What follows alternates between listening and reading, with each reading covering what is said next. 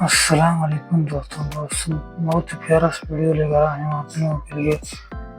مفتی سلمان اجری صاحب کا بہت ہی پیارا سا بیان ہے دوستوں۔ گرمی کو پورا اتنا گرمی میں کیسے لوگ سعودی جا کر حج یا عمرہ کرتے ہیں دوستوں، بہت ہی پیارا سا بیان ہے۔ گرمی کو اتنا گرمی، ہم لوگ ادھر تھوڑا سا گرمی میں پریشان ہو جاتے ہیں دوستوں۔ تو آئیے دوستوں دیکھتے ہیں اس پورے بیان کو، بہت ہی پیارا سا بیان ہے دوستوں مفتی سلمان اجری صاحب کا۔ دوستوں اگر آپ ہمارے چینل پہ نئے ہیں تو ہمارے چینل کو سبسکرائب کریے، لائک اور کمنٹ کریے دوستوں۔ چلیے دوستوں دیر نہ کرتے ہیں، چلتے ہیں اس ویڈیو کی طرف، دیکھتے ہیں اس پورے بیان کو دوستوں۔ 48 ڈگری چل رہی تھی گرمی، 48 ڈگری کی گرمی میں حاجیوں نے حج ادا کیا ہے۔ ہمارے یہاں 37 ڈگری 38 ڈگری آ جائے تو ہا ہو کرتے ہیں، اور ہم باہر نکلنے کو پسند نہیں کرتے۔ وہاں 48 ڈگری میں بغیر چھت کے اوپر سے گرمی اتنی پھینکتا ہے، سورج چلچلاتی ہوئی دھوپ، اس فضا کا اثر طبیعت پر ہوتا ہے۔ آپ یہ سوچ رہے ہوں گے کہ یہ ویدر بتانے کی ضرورت آج کیا ہے؟ ضرورت ہے۔ بعض پہاڑیاں تو ایسی ہیں جو آتش فشاں ہیں، یعنی جو شعلے اگلتی ہیں، آگ اگلتی ہوئے پہاڑیاں موجود ہیں۔ اب تھوڑا جغرافیائی حالات بھی میں آپ کو بتا دوں، عرب کی لوکیشن کیا ہے۔ عرب کا لوکیشن جو ہے وہ دنیا کے بیچوں بیچ واقع ہے۔ عرب ایسی جگہ پر واقع ہے، اس کا 3 حصہ سمندروں سے ملا ہوا ہے اور 1 حصہ خشکی سے ہے۔ سمندر بھی بڑے بڑے سمندر اس کو گھیرتے ہیں۔ ویسٹ کی طرف قلزم سی جس کو کہتے ہیں بحیرہ قلزم، یہ آباد ہے، اور میڈیٹرین سی جس کو بحیرہ روم کہا جاتا ہے یا بحر متوسط کہتے ہیں، یہ پورا سمندر عرب سے لگتا ہے۔ اور اس کے ایسٹ کی طرف، مشرق کی طرف ہند مہاساگر جس کو کہتے ہیں انڈین اوشین، یہ آباد ہے۔ اور اس کے علاوہ اس کے جنوب کی طرف بھی انڈین اوشین ہے۔ یہ سمندر پورا گھیرا ہوا ہے عرب۔ اور جو شمال کا حصہ ہے، جو خشکی ہے، یہ ملک شام، یمن اور عدن یعنی اردن تک پھیلا ہوا اس کا حصہ ہے۔ اب اس کی جغرافیائی حالت یہ تھی کہ عرب کے اندر کثرت سے زمین پہاڑیاں رکھتی ہے آج بھی، اگرچہ مکہ میں انہوں نے کھود کر پہاڑیوں کو ختم کیا ہے، لیکن آپ کو ایک سروے کے مطابق میں بتاؤں، آج کے فی الواقع عرب شریف کے اندر 20 لاکھ پہاڑیاں ہیں۔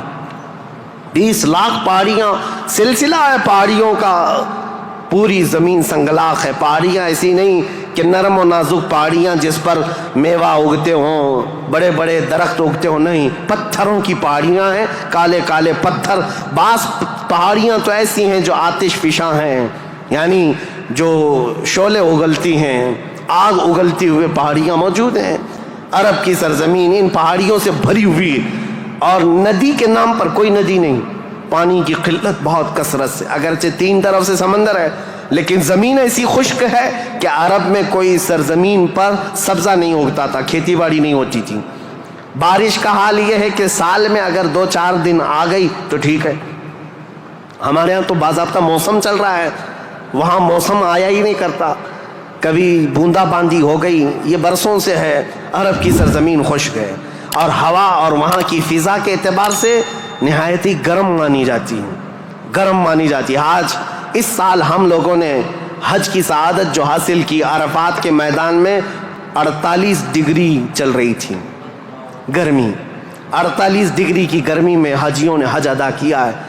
ہمارے یہاں 37 ڈگری 38 ڈگری آ جائے تو ہا ہو کرتے ہیں، اور ہم باہر نکلنے کو پسند نہیں کرتے۔ وہاں 48 ڈگری میں بغیر چھت کے حجاج کرام حج کرتے رہے۔ اسی لیے عربوں کی سرزمین جو ہے نہایت گرم مانی گئی ہے۔ سرزمین پتھریلی اور زمین سوکھی، سبزہ نہیں اگاتی، بارش نہیں آتی، اوپر سے گرمی اتنی پھینکتا ہے، سورج چلچلاتی ہوئی دھوپ، اس فضا کا اثر طبیعت پر ہوتا ہے۔ آپ یہ سوچ رہے ہوں گے کہ یہ ویدر بتانے کی ضرورت آج کیا ہے؟ ضرورت ہے۔ موسم کے اعتبار سے انسانوں کی طبیعت میں فرق آتا ہے۔ جیسا موسم ہوتا ہے انسانوں کی طبیعت میں اثر پیدا ہوتا ہے، زمین کا بھی اثر ہوتا ہے، مٹی کا اثر ہوتا ہے، موسم کا اثر ہوتا ہے۔ عرب میں کثرت سے پہاڑیاں، سخت قسم کے پتھر، آج کی ہائی ٹیکنالوجی کے بڑے بڑے بلڈوزر لگ جاتے ہیں، مہینوں تک کھودتے ہیں، تو تھوڑا بہت حصہ بھی کٹ نہیں پاتا. ہم تو تقریباً 10 سال سے ایک پہاڑ کو کھودتے ہوئے دیکھ رہے ہیں, ابھی بھی عرب میں وہ کھود ہی رہے ہیں بلڈوزر, جبکہ ان لوگوں کے ہاں ٹیکنالوجی ہمارے یہاں کی طرح کی نہیں ہے. روڈ بنانا ہے تو رات کے وقت آپ گزر رہے ہوں 1 کلومیٹر روڈ, صبح فجر میں دیکھیں تو تیار رہتا ہے اتنے فاسٹ. لیکن پہاڑیوں کو کھودنے کے لیے آج بھی, آج کے ہائی ٹیکنالوجی کے دور میں بھی وہ پہاڑیوں کو ہلا نہیں پاتے. سخت قسم کے پتھر, سخت قسم کے پتھر, زمین سبزہ نہیں اگاتی, بارش نہیں آتی, موسم برساتا نہیں, سورج جھلسا دینے والی گرمی پھینکتا ہے. یہ سب کا اثر طبیعتوں پر بھی ہوتا ہے. اس کی وجہ سے عربوں کی طبیعت میں خشکیاں, چڑچڑاہٹ, ضدی پن, تکبر, غرور, یہ سب چیزیں تھیں. عرب جلدی کسی چیز کو ایکسیپٹ نہیں کرتے. اور اب میں آپ کو یہ بھی بتا دوں کہ عرب کو عرب کہتے کس لیے تھے, عرب یہ نام کیوں پڑا تھا اس کا. یہ انسانوں کی طبیعت کے حساب سے میل کھاتا ہے, اس لیے میں عرض کر رہا ہوں عرب نام کیوں رکھا گیا. عرب کس کو کہتے ہیں؟ لفظ عرب عین را با, یہ عربی میں لفظ جو ہے اس کا میننگ ہوتا ہے اچھی زبان رکھنے والا, فصیح اللسان جو آدمی ہے عرب کہتے ہیں اس کو. یہ عرب اپنے آپ پر اتنا غرور رکھتے تھے, وہ کہتے تھے کہ پوری دنیا میں اگر سب سے اچھی زبان ہے تو ہماری ہے, باقی کو عجم کہتے ہیں. عجم کا مطلب ہوتا ہے گونگا, وہ ہم سب کو گونگا کہتے ہیں. سارا عجم ہے, عرب کو چھوڑ کر کے جتنا ہے وہ سب عجم ہے. فارس عجم ہے, ہند عجم ہے, افریقہ عجم ہے, امریکہ عجم ہے. عجم کا مطلب گونگے. عرب لوگ اپنے آپ کو صرف زبان والا کہتے اور باقی پوری دنیا کو گونگا سمجھتے تھے.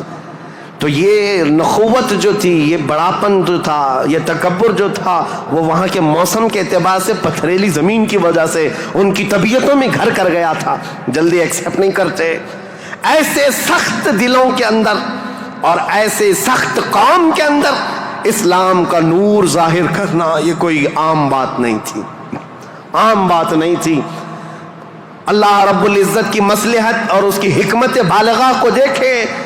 اللہ کریم نے اپنے آخری رسول کے لیے جو زمین منتخب فرمائی وہ افریقہ کی سرزمین نہیں تھی, نہ ہی کوئی ہند کی سرزمین, نہ یورپ کی سرزمین, بلکہ عرب کی سرزمین کو منتخب کیا گیا. اس لیے مجھے زمین کا جغرافیہ بتانا ضروری ہے کہ یہ لوکیشن کے اعتبار سے بیچوں بیچ میں آباد ہے, پوری دنیا کا سینٹر کہلاتا ہے. اس لیے کہ یہاں سے روشنی نکلے تو پوری دنیا میں پھیلے. یہاں سے نکلا ہوا ابر ہر زمین پر بارش بن کر کے برسے گا, اور برسا بھی. اللہ کریم نے مکہ مکرمہ کی سرزمین کو منتخب فرمایا. طبیعتیں کیسی تھی, اکھڑ مزاج لوگ تھے, ان کے درمیان میرے آقا کو پیدا کیا اللہ نے. اور رسول کریم صلی اللہ تعالیٰ علیہ وسلم جس دن پیدا ہوئے یہ بی بی آمنہ کا گھر تھا, اور رسول کریم صلی اللہ تعالیٰ علیہ وسلم یتیمی کی حالت میں پیدا ہوئے ہیں, باپ نہیں ہیں, ماں پرورش کرتی رہی. عربوں کے رواج کے اعتبار سے دادا کی شفقت بہت زیادہ تھی اپنے پوتے پر, کیونکہ بیٹے عبداللہ بہت محبوب نظر تھے, بڑے پیارے تھے, لیکن جب جوانی میں انتقال کر گئے تو حضرت عبد المطلب کو اس کا بڑا صدمہ تھا کہ میرا سب سے محبوب بیٹا عبداللہ مدینے میں انتقال کر گیا. تو اپنی بہو حضرت آمنہ اپنے پوتے حضور اکرم صلی اللہ تعالیٰ علیہ وسلم کی پرورش میں جی جان لگا دیا. اتنا لگا دیا, آپ کو پتہ ہے میرے آقا صلی اللہ تعالیٰ علیہ وسلم کا نام پاک آج کروڑوں مسلمانوں کی آنکھوں کا تارا ہے. حضور کا نام جیسے ہی ہم محمد نام لیتے ہیں ہم انگوٹھوں کو چوم کر کے آنکھوں سے لگاتے ہیں. یہ نام پاک عام نام نہیں ہے. اس نام پاک کو بزرگان دین تو ایسے تھے کہ حضرت محمود غزنوی کا نام سنا ہے, ان کے خاص وزیر تھے ایاز. ایاز کے بیٹے کا نام تھا محمد. محمود جو ہے سلطان محمود اپنے وزیر کے بیٹے محمد کو بہت پیار کرتے تھے. ایک دن جو ہے آپ अयास के बेटे को मोहम्मद कहकर नहीं बुला रहे हैं, बल्कि कहते हैं ए इब्ने अयास, ए अयास के बेटे इधर आ जा।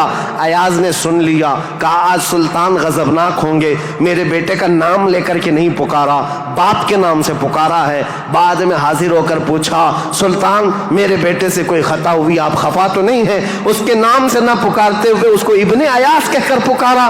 सुल्तान महमूद ने कहा, अयाज ऐसी बात नहीं, खफा नहीं, बल्कि मैं वजू की हालत में नहीं था, इसलिए तेरे बेटे का नाम मोहम्मद है, मैं बगैर वजू के कभी उसका नाम भी नहीं पुकारता।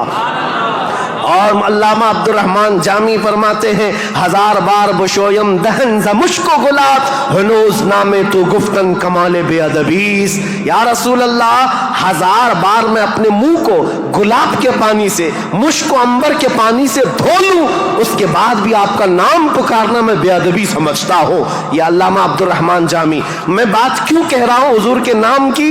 ये मोहम्मद नाम किसी और ने नहीं, हजरत अब्दुल मुत्तलिब ने रखा था। आपके दादा, आपके जद्दे अमजद जैसे ही हुजूर की पैदाइश हुई थी, घर दौड़े दौड़े आए थे बीबी आमिना के, और फौरन उठा करके गोदी में ले लिया और खाने काबा के पास आए और खाने काबा के सामने हाथ फैलाते हुए अल्लाह की बारगाह में अर्ज करने लगे, अल्लाहुम्मा हादा इब्नी सम्मैतुहु मुहम्मदा। ऐ अल्लाह, देख ये मेरा बेटा है और मैंने इसका नाम मोहम्मद रखा है।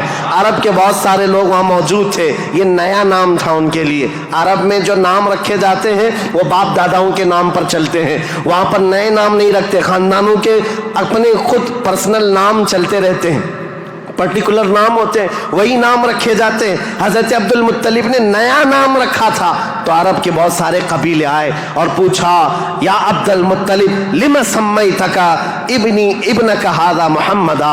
ऐ अब्दुल मुत्तलिब, आपने लिमा सम्मैता हादा मुहम्मदा, क्यों आपने इसका नाम मोहम्मद रखा है?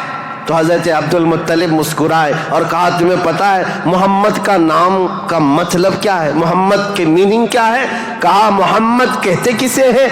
मोहम्मद उसको कहते हैं जिसकी सारे लोग तारीफ करें, सबसे ज्यादा जिसकी तारीफ की जाए उसको मोहम्मद कहा जाता है। हजरत अब्दुल मुत्तलिब ने कहा, मैंने अपने इस बेटे का नाम मोहम्मद इसलिए रखा है कि जब भी कोई नाम ले तो ना चाहते हुए भी मेरे बेटे की तारीफ हो ही जाए। आज मेरे आका की शान में किसी को गुस्ताखी करना भी हो, मेरे आका का नाम मोहम्मद लेता है तो पहले हुजूर की तारीफ कर ही रहता है।